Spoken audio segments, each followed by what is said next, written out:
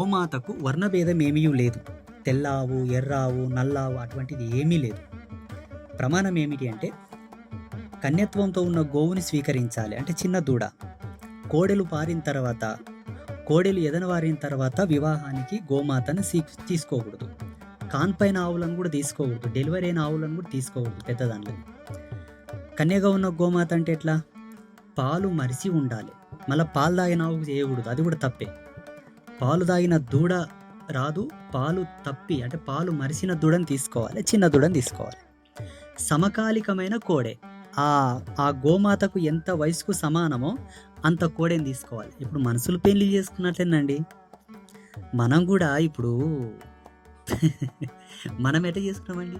మనలాగానే ఆ తల్లి యొక్క వివాహ నిశ్చయం కూడా చేయాలి.